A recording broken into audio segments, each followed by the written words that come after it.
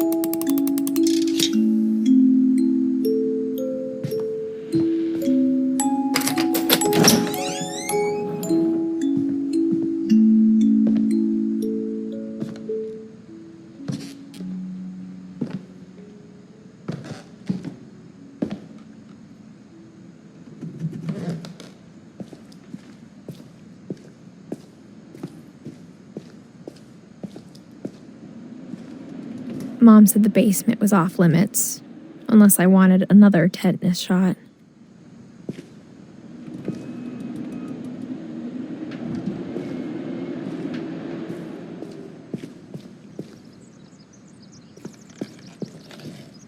I saw Edie sneak down to the basement once, carrying packages. I thought maybe she was hiding presents.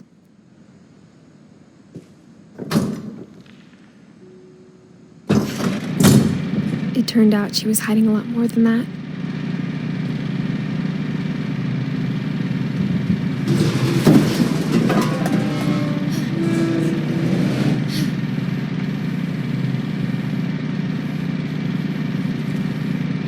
I remember asking Mom once about where Walter had gone. She said after Barbara died, he got as far away as he could. If there's a pattern in all these stories,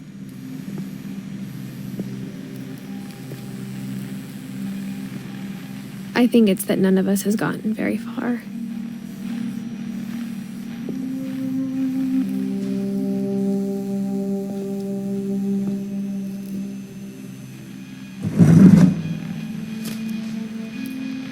Goodbye, everyone. I can't believe I've been down here for 30 years. On that first day, after the shaking started, I didn't think I'd survive a week.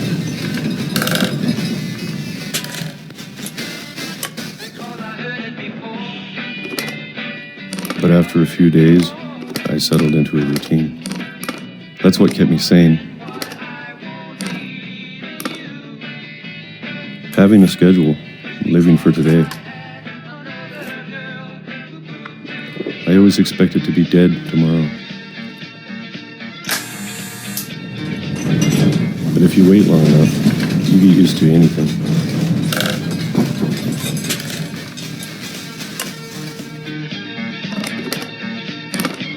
Even a monster on the other side of the door starts to feel normal. Almost friendly.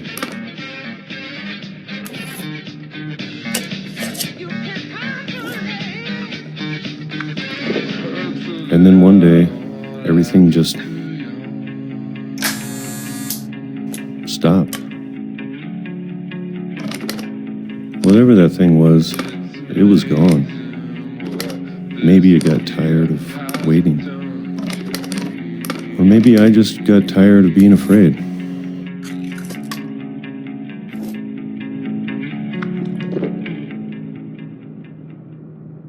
It's been a week now, the longest in 30 years. I'm done waiting. I have to leave while I still can.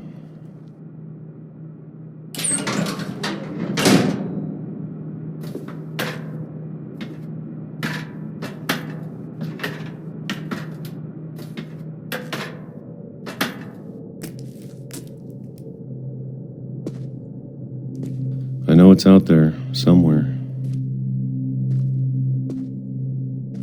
Whatever killed Barbara and Molly and Calvin. Maybe this is all a mistake. But I need to stop living the same day, even if it kills me.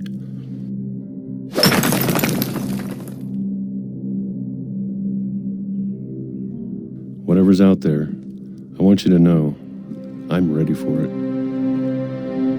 I'm going to appreciate all of it, especially the food. I don't mind if I only have a year left,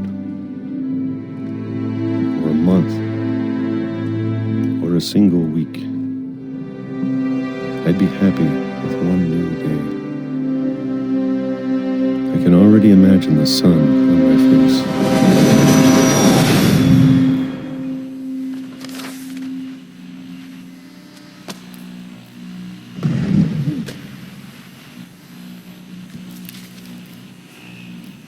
Walter died when I was 6.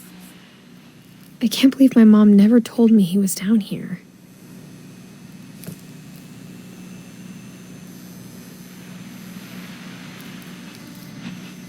I'm sure my mom was trying to protect me.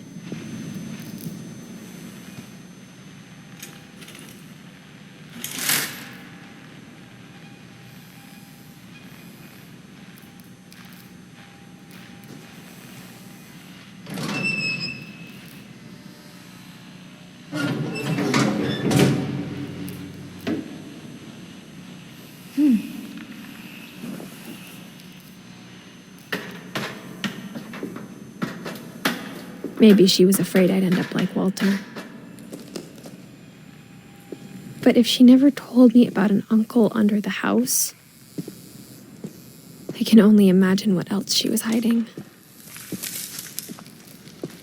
I don't want to make the same mistakes she made, trying to bury something that's still alive.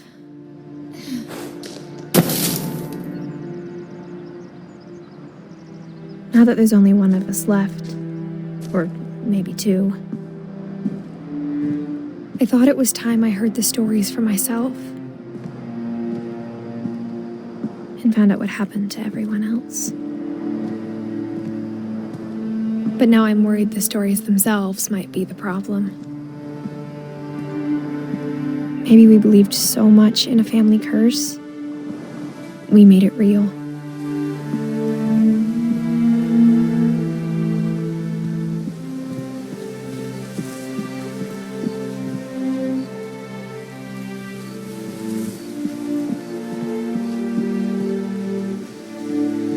I don't know if I should even be writing this.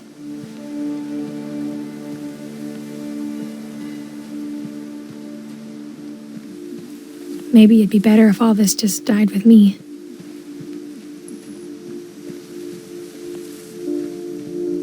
But I thought you should know about your family.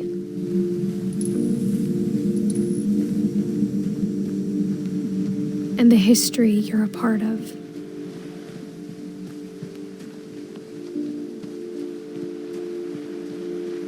Though to be honest, I feel as lost as you probably do right now.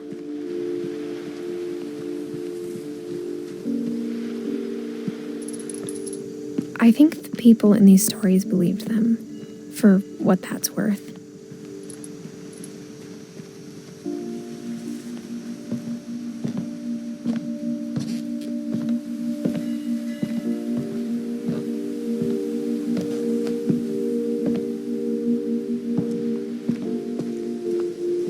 And when you look at the house, that history of imagination and stubbornness and madness, any of it seems possible.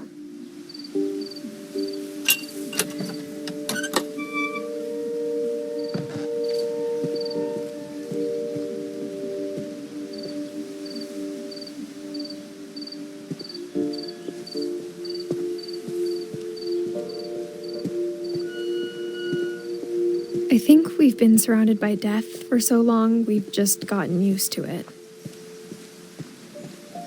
What kind of family finishes building a cemetery before starting the house?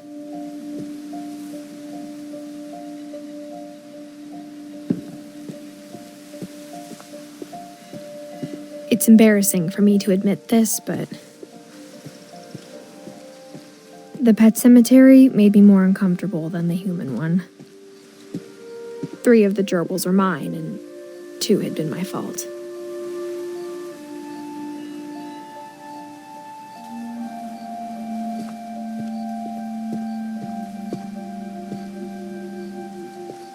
Sven built the house, but it was Edie who designed the cemetery.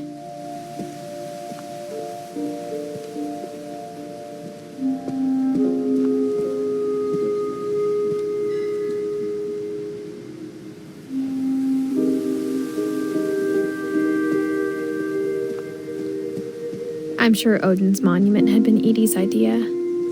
My mom was always trying to move on, but for Edie, the past never went away.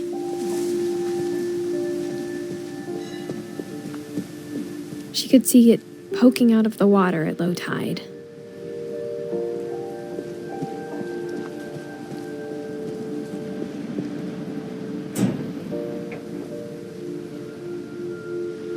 Edie said she dreamed about the old house every night.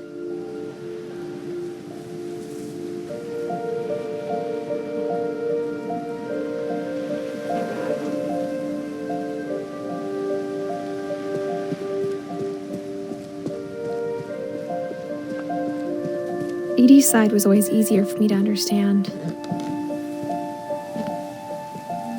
But the older I get, the more I can see where my mom was coming from.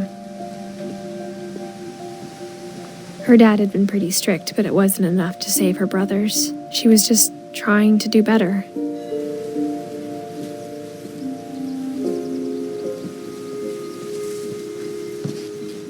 She lost 2 of her brothers, just like I did.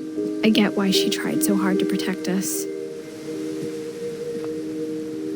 We never found Milton's body, so my mom insisted we were putting up a monument, not a tombstone.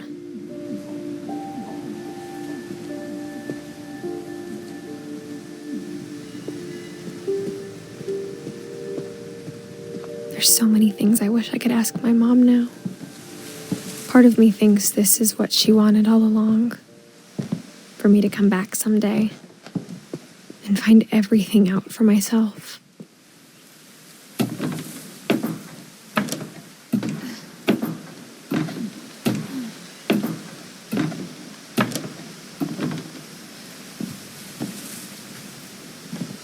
But looking back on it now,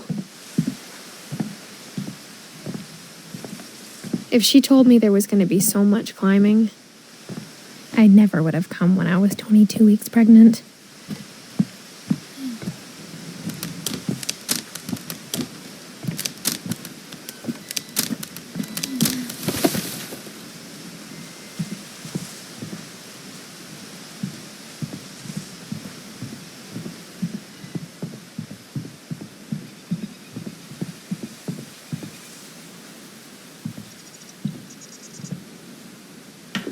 I never met Grandpa Sam, but I think he and my mom had a lot in common.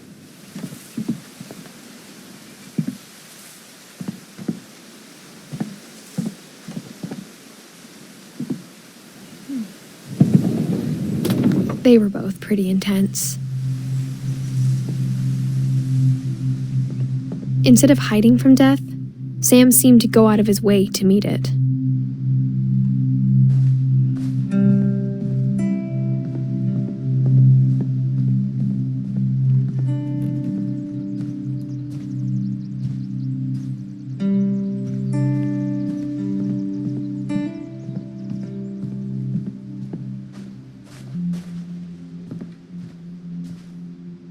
Sam spent his life shooting photos, but Mom said he got nervous being in front of the camera. I guess we're all afraid of something.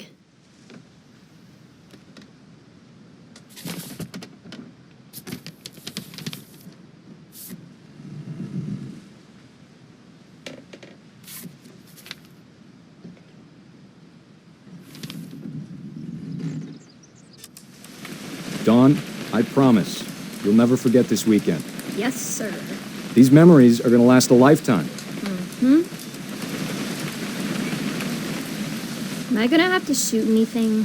It's a hunting trip, Dawn. Shooting is strongly encouraged. Perfect. It's gonna rain the whole weekend, isn't it?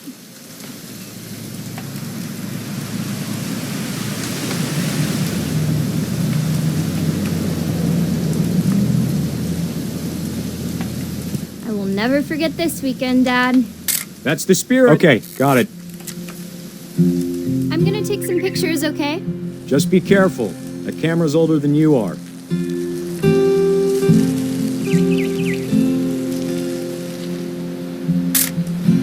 Aw. You're right, Dad. It's starting to clear up. Still freezing, though.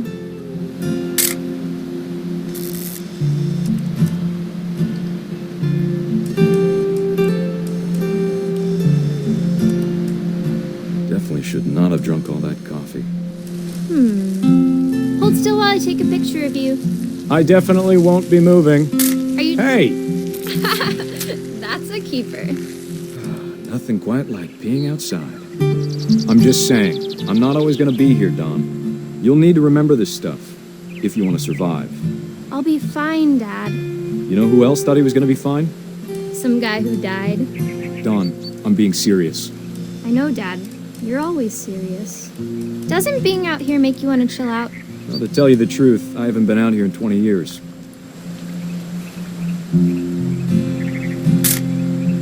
Don, don't you think you could find something more interesting to photograph? You don't need to waste any more film on me, kiddo.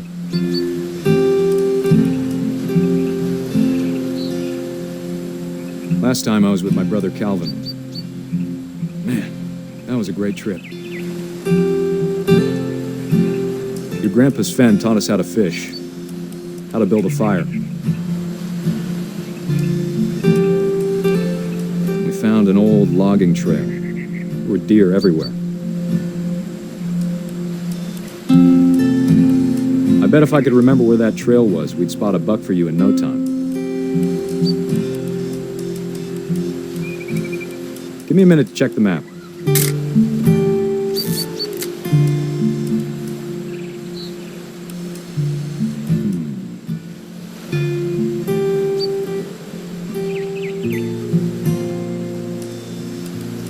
Let's see.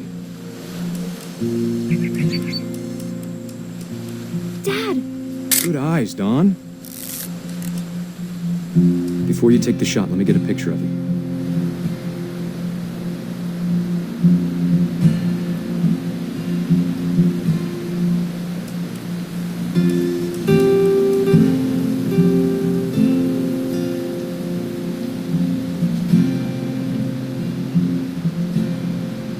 Dad, I...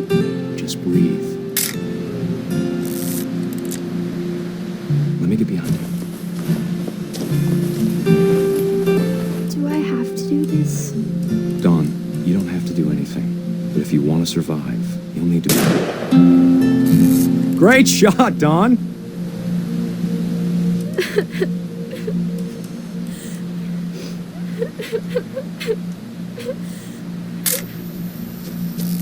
I'm proud of you, Don. Always remember that, okay? Dad, it's twitching. I think That's it's totally normal, Don. Just focus on the camera. Try not to think about... Dad!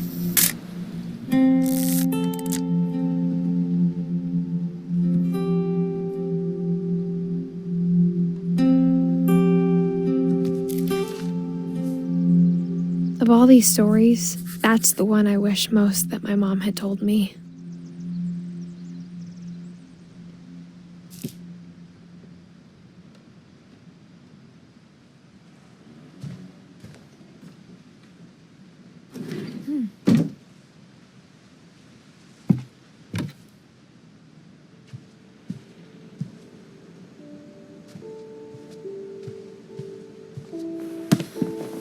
After Sam died, my mom and Edie got really close.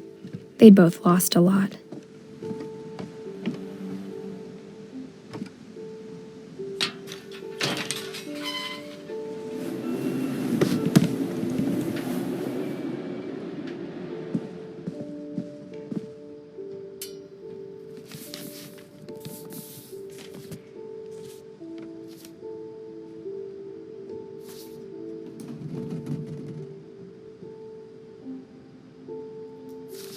Dear Kay, do you remember the way Gregory used to laugh when he thought he was alone?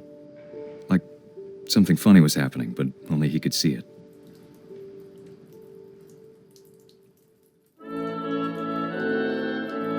I think he saw things the rest of us don't.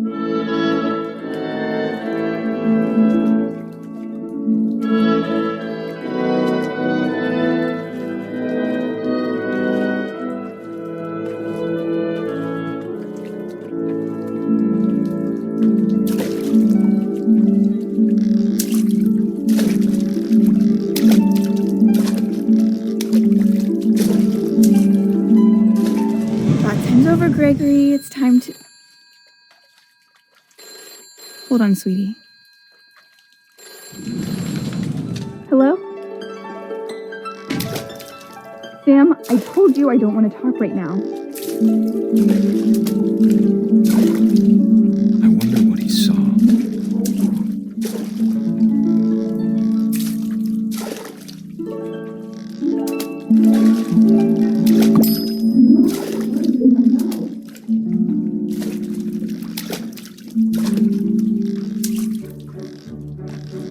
What his world was like. He reminded me so much of Calvin. Lost in his imagination.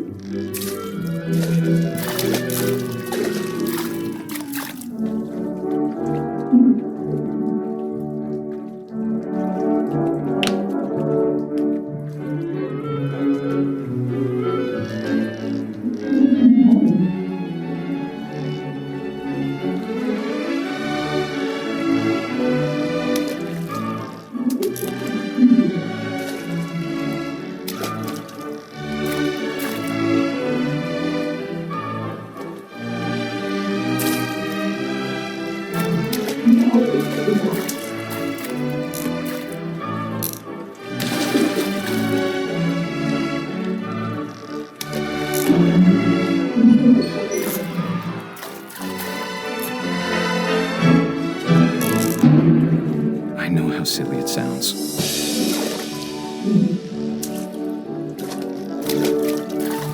But I worried about a baby being too happy. But I could feel him slipping away. Sorry about that, Gregory. I know you did everything you could. Maybe if I hadn't called that night. Damn it. I wish you could have I told don't want us to take it further. about the world he saw.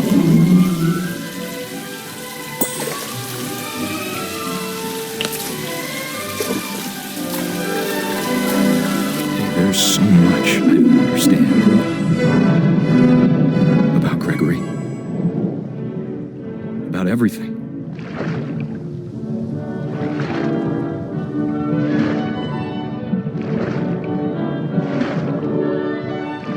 But I know what happened wasn't your fault.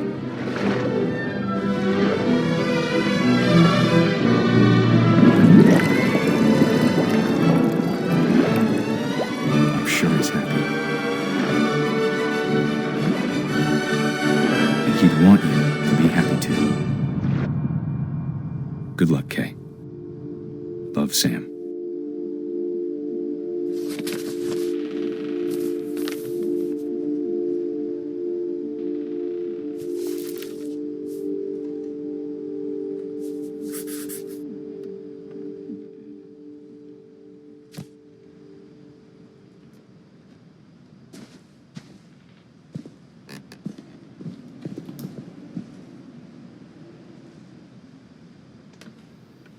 I can't imagine my mom ever writing poetry, and yet... A poem for Gus, who always said the wedding was a bad idea. Our father never hit us kids, at least not very hard, before the day my brother said with teenage disregard that he'd be dead before he'd see a wedding in our yard.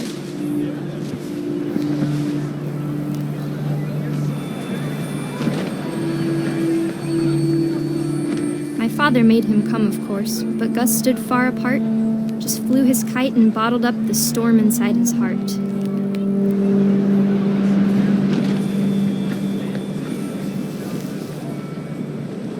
I tried to talk him out of it, but though he'd never met her, "We don't need a stepmom," were the words that I I now remembered. pronounce you husband and wife.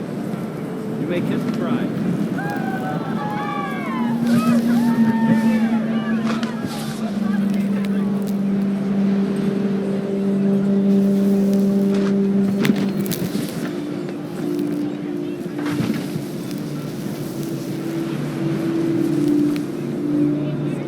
When the time for photos came, Dad ordered him to come here. But Gus declined and as a sign held up his middle finger.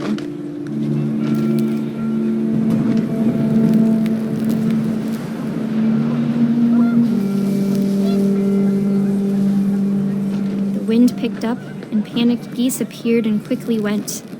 But all the humans did that day was go inside the tent.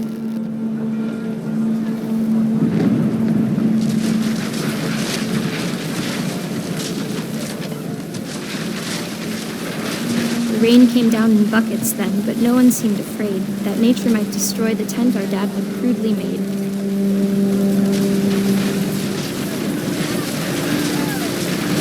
The thunder sounded much too close and full of angry power, but all my father said to this was, "Make the music louder."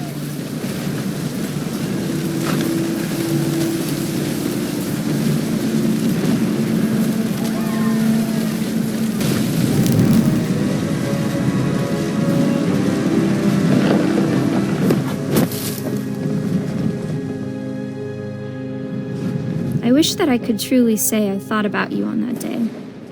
Out there on the beach alone, just you, the wind, the sea, and foam.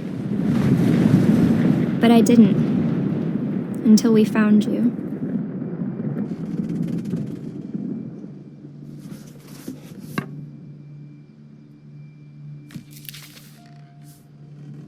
She never talked about him, but Mom told me once if I was a boy, they were going to name me Gus.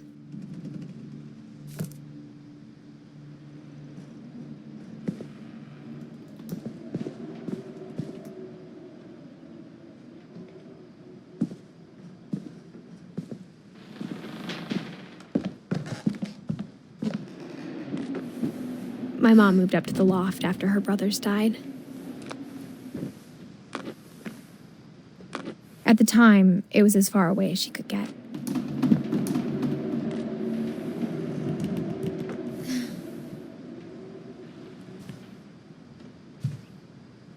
Religion was another thing my mom never talked about, but I think it helped her a lot after her dad died.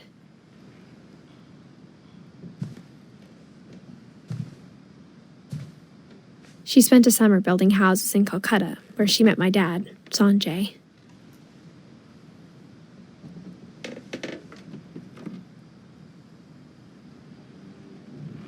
My mom moved to India a week after graduation and got a job teaching English. Louis was born a year later.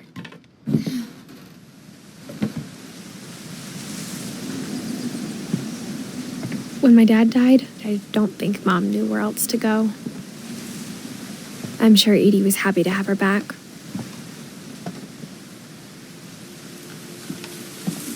The house had to get a little bigger, but Edie was used to that.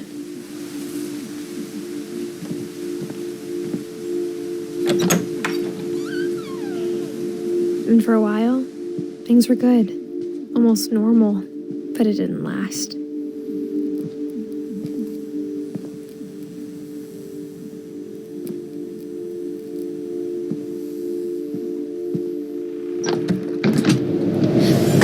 The beginning of the end was Milton's 10th birthday, when Edie gave him a castle.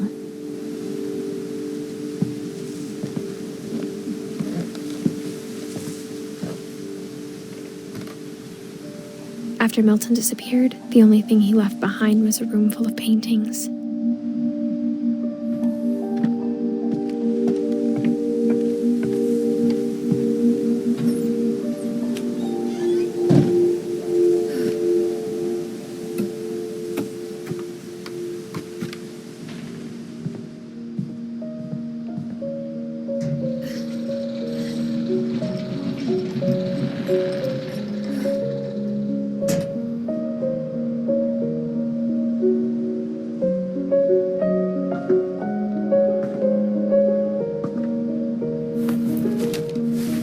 Milton Finch in The Magic Paintbrush.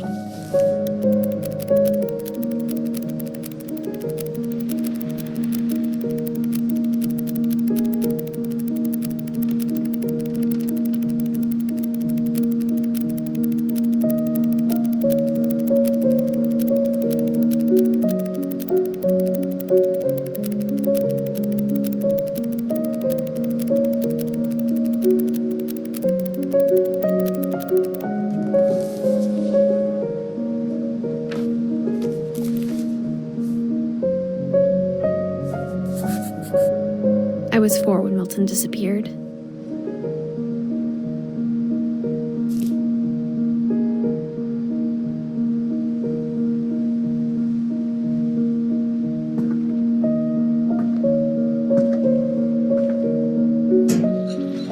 Mom spent months searching for my brother. Then she sealed the doors.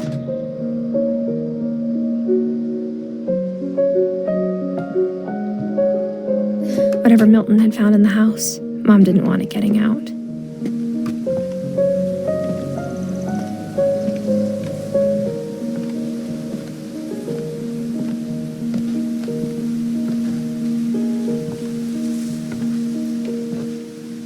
Mom definitely blamed Edie, but I think Louis blamed himself.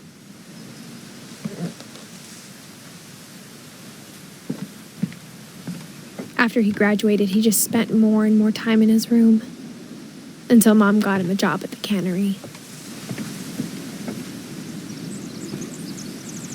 Everyone always told me to stay out of Louis's room, except Louis.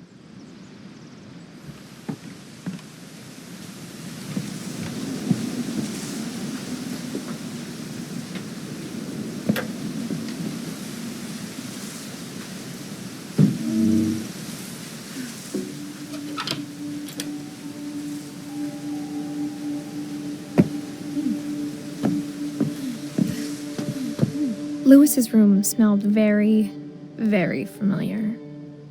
That part of him lived on. Louis and I spent a lot of time playing games together, but he was surprisingly bad at them. He died a lot.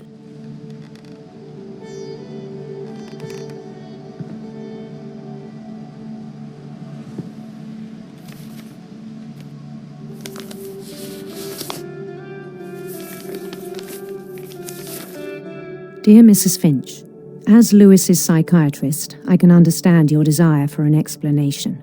As I see it, the trouble began in January, shortly after we convinced your son to seek treatment for substance abuse.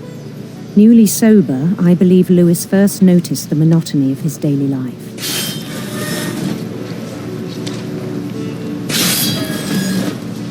He kept working at the cannery.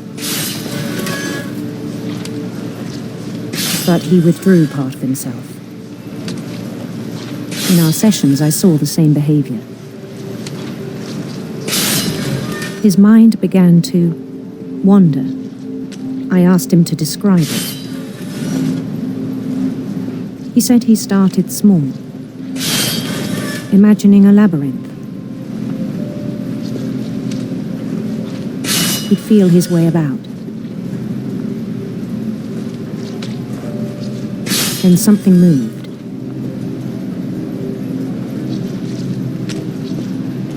Bats. And toads.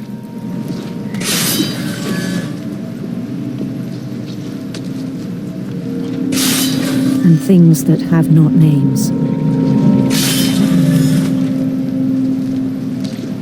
He knew it was all in his head.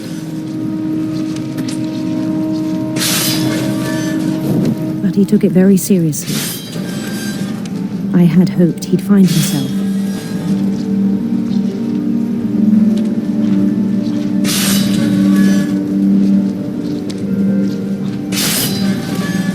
But he found something more. I worried about him then. Daydreaming at the cannery. I spoke with his boss. But he said Louis had become a model employee. Methodical, tireless, focused. like a whole new Lewis. So I let him go on.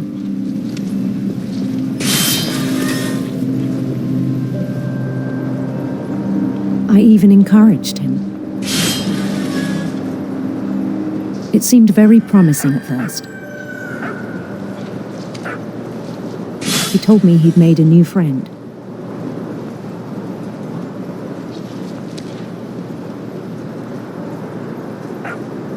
On the edge of a city he named Lewis-topia. He built the city up slowly, brick by brick. Then he made musicians.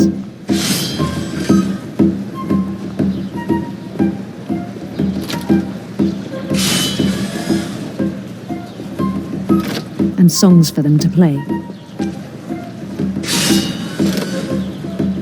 He talked about starting a band. And he was always humming something. Every day his imagination grew stronger.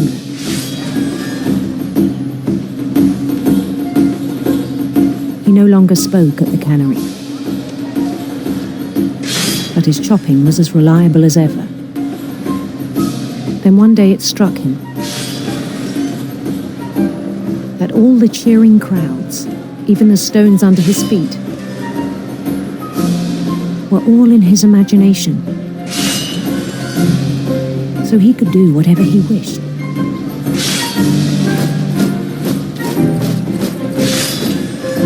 He held an election for mayor.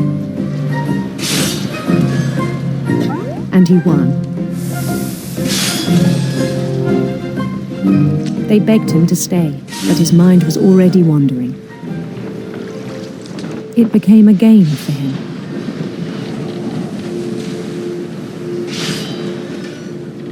He'd conquer a city, then immediately push on. New Louisville.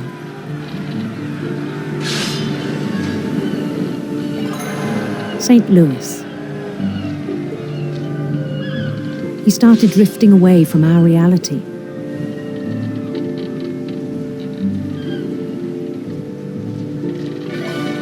Minneapolis, until one day he forgot to go home from the cannery.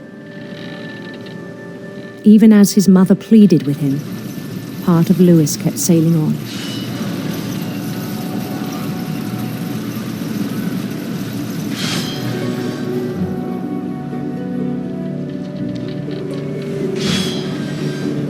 In Lewisburg, he heard rumors of a handsome queen.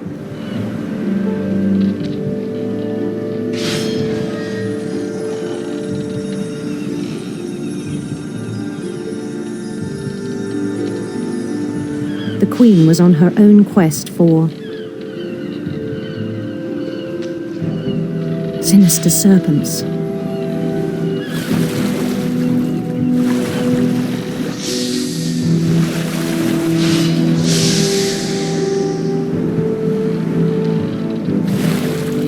He followed the sound of her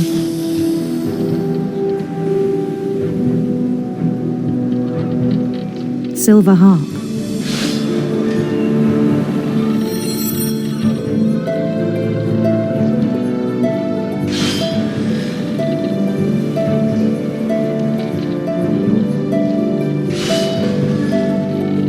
His chase led him to a golden palace east of the sun and west of the moon.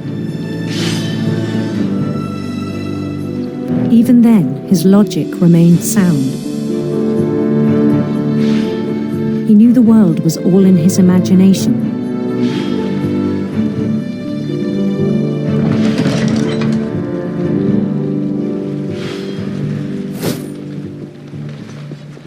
But he was so proud of having created it.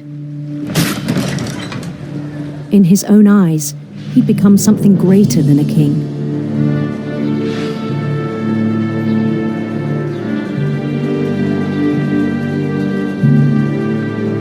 For someone who'd never known success in the real world, I think it was overwhelming. And then it struck him that the real Lewis was not the one chopping salmon, but the one climbing the steps of a golden palace.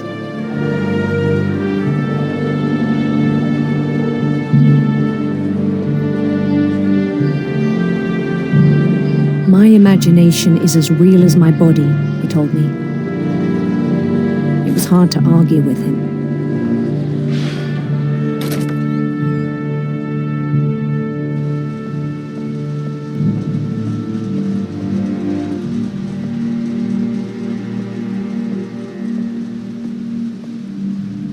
He began to forget the world we know.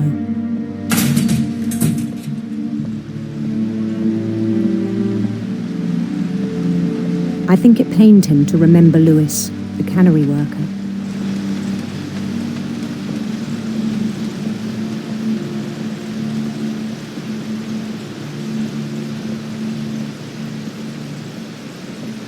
He began to despise the man with a royal contempt.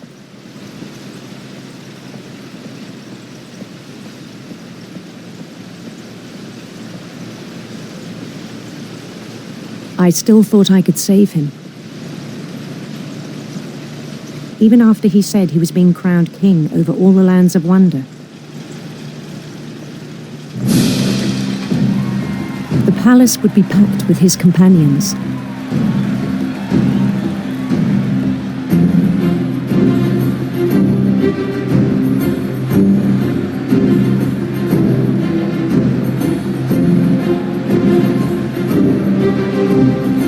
Including the wise Calico who'd insisted on advising him.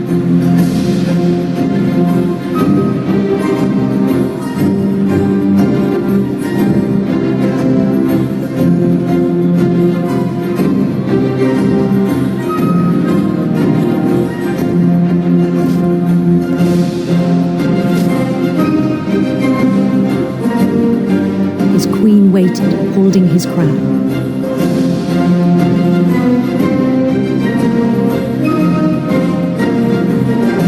There was only one thing left to do.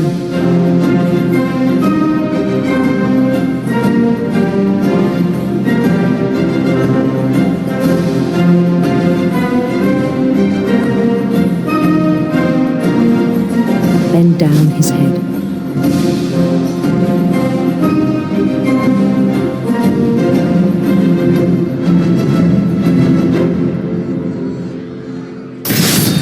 And the rest I think you know. Mrs. Finch, your son was a kind man who will be missed by all of us who knew him.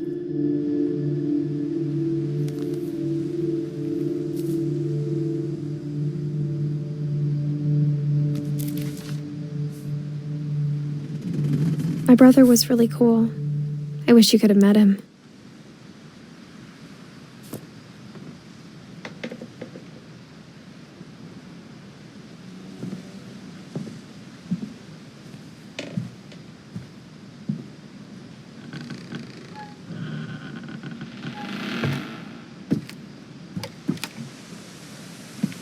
On the way back from Lewis's funeral, my mom told me to start packing. She waited until the day before we left to tell Edie. I'm not sure if she wanted to make it easier or harder.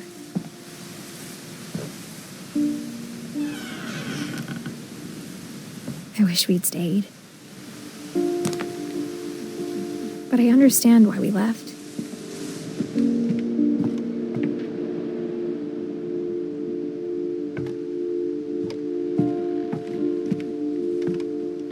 My mom ended up leaving everything behind.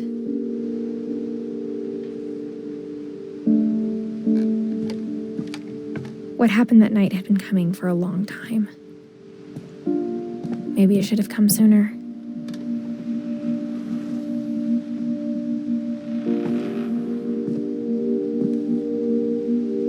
But it had to end one way or another. All that's left now is to tell you about that last night.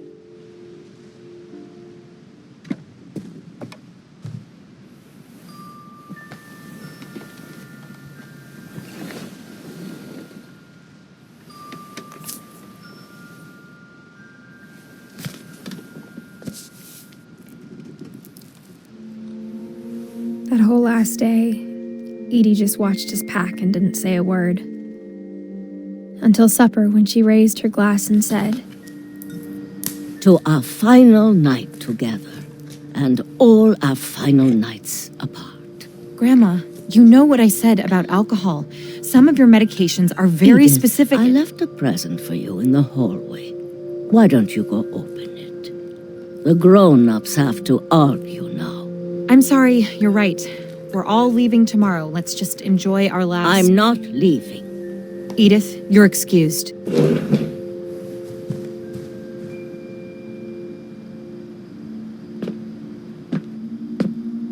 The power had been shut off that morning, but Edie always had plenty of candles. When my mom sealed the library, I don't think she knew about the other entrance. Or that Edie had a key to it.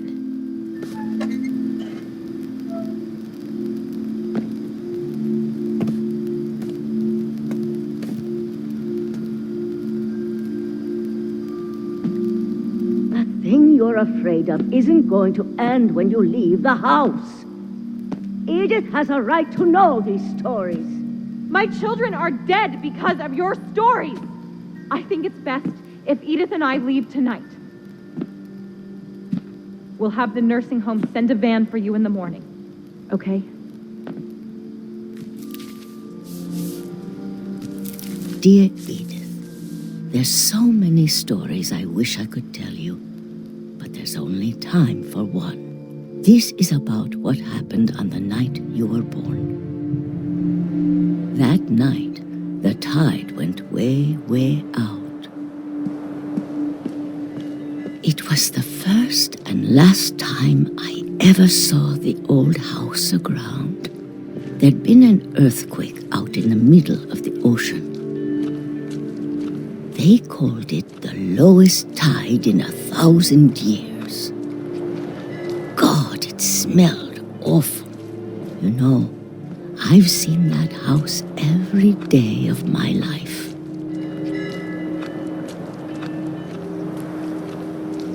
But I never thought I'd go back to it. When the fog rolled in, I lost my way.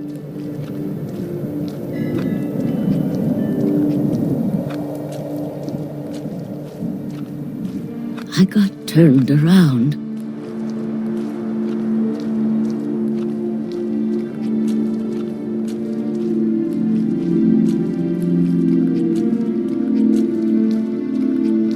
I started seeing things.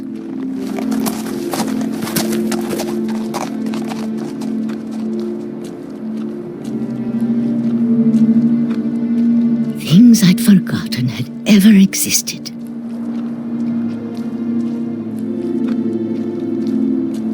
But when I saw them, they felt like old friends. That night, a lot of things came back to me. Or maybe I came back to them.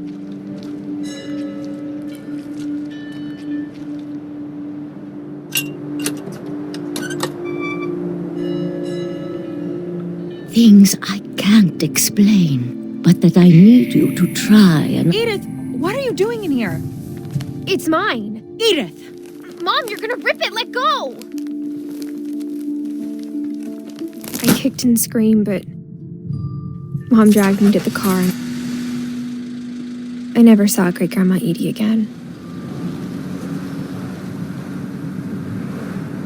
The next morning, the van came to pick her up, but she was already gone. After that, we moved around a lot.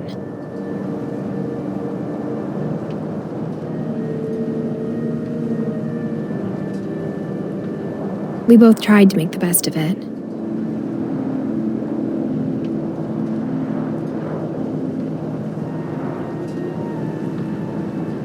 A few years went by.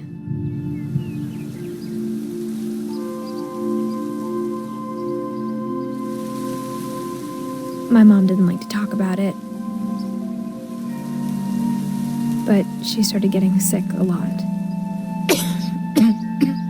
The rest happened pretty quickly. She got better for a while, she didn't. And then I was alone.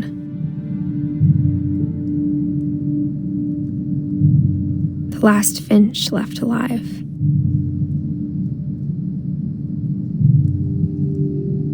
Until I found out about you. I'm still not sure what to tell you about all this. If we lived forever, maybe we'd have time to understand things. But as it is, I think the best we can do is try to open our eyes. And appreciate how strange and brief all of this is. This journal was supposed to be for you. But now I hope you'll never see it. I just want to meet you and tell you all these stories myself. But I guess if you're reading this now, things didn't work out that way.